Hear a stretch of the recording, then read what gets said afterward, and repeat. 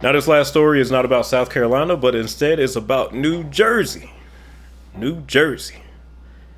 One of the actually best states when it comes to transportation, and at least in the Northeast. But I want to include this story because there was a video that I made earlier this year. And on that video, a lot of people had a problem with what I had to say about transit and what it would take for Americans to use transit and why comparisons to Europe don't work. This story validates exactly what I said. So let's get into it. Let's just play the video first and then we'll discuss it. Well, those working in the city may have noticed an uptick in commuters. One bus company says that shift back to working in person is causing this increase. In today's Toll of Commuting, News 12's Amanda Eustace breaks down why so many people are turning to buses to get them to work. Long lines outside the Academy Bus Park and Ride at PNC Bank Arts Center prove there's a need for more buses. And as one fills, another is right behind.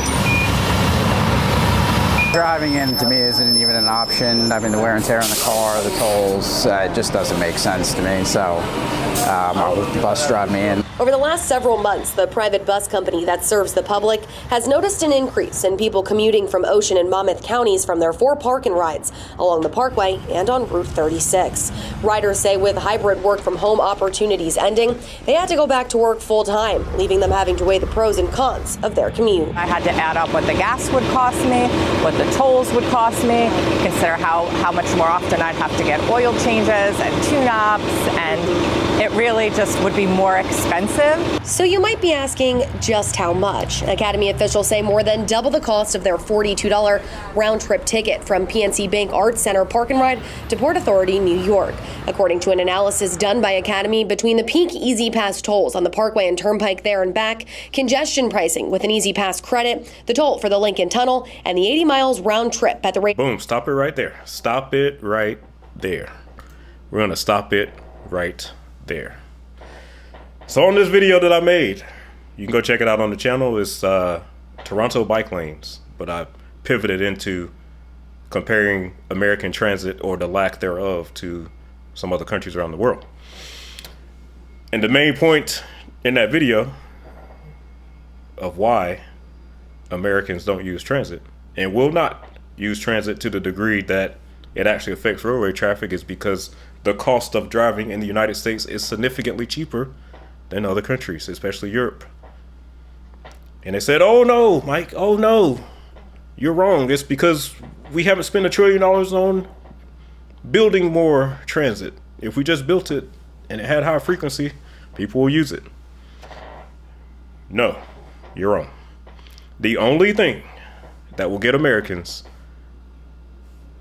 and let's go back a second, actually, before I even get into that. Let's look at the people on this bus. Now, these aren't your typical transit users that you will see on your local transit. Why is that? You got middle-class suburbanites on transit. And these are the main people that we want to use transit because these are the main people who are commuting, driving on the roads. And I said on that video, the only thing that will get Americans to use transit, whether that be buses, trains, bikes, or whatever, alternative modes of transportation, is to make the driving cost prohibitively expensive.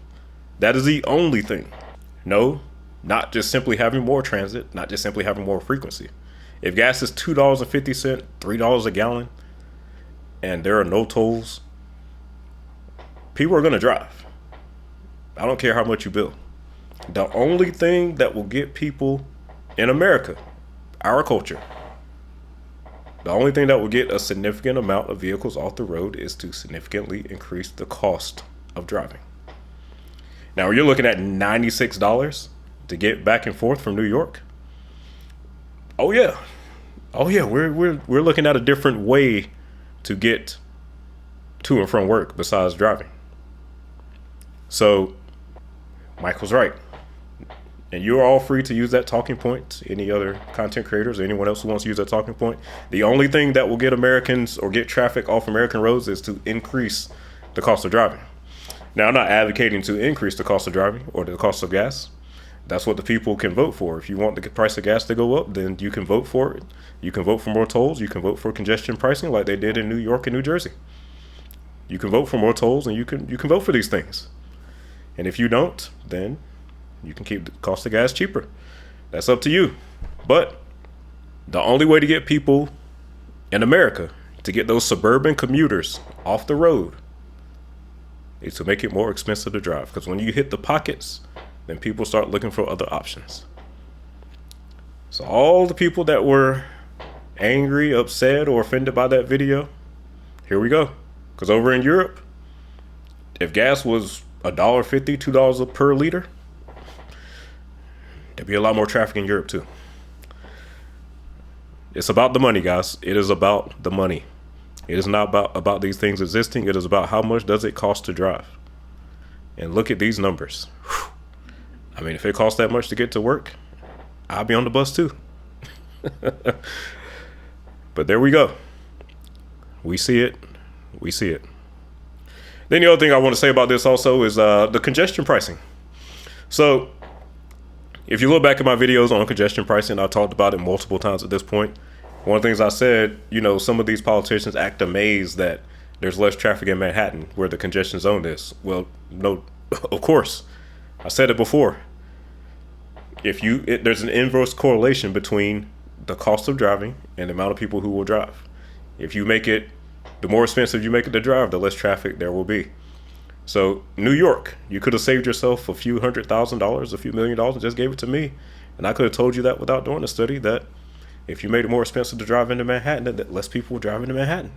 Now let's continue with the rest of the video.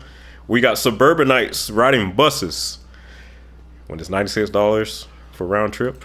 The toll for the Lincoln Tunnel and the 80 miles round trip at the rate of 70 cents per mile, which is the federal reimbursement rate, you're looking at $96 a day. And don't forget parking, which will vary on where you work in the city. The price of fuel up and down, we're able to mitigate those things. It's basically toll evasion if you get on a bus, a legal form of toll evasion. Yeah. And we don't have to be complaining about the tolls when we're relaxed on a bus. I do like a pass when I take the bus, so it honestly even is cheaper than $42 a day. I mean, that's just insane driving it. And I like being able to come sit in the bus and not have to worry about anything. With even more people being mandated to go back to work after Labor Day, Academy officials say they're reading the room and expanding service, adding even more buses on the road like they had pre-COVID. On Fridays, especially coming home, is rough. It's very, very light bus schedule on Fridays, so it'll be nice if they can up that a bit. Giving faster, more frequent service. In September, we will have more service and later service again. We're listening to the people. We're out talking to our customers. Trying to take just some of the toll of commuting off the customer. In Homedale, Amanda Eustace, News 12 New Jersey. All right, guys, so there it is. There it is. I kind of know what I'm talking about when it comes to these things. So there it is, the undeniable proof. The one thing that has got suburban commuters out of their cars and using mass transit is the increase in the cost of driving. Who would have thought? Oh boy. Now, I would love to know what you guys think about this in the comments. Do you think that America should make driving more expensive in an effort to reduce the amount of cars on the road? Or do you think we are fine just as we are? I'd love to know what you think in the comments on that one.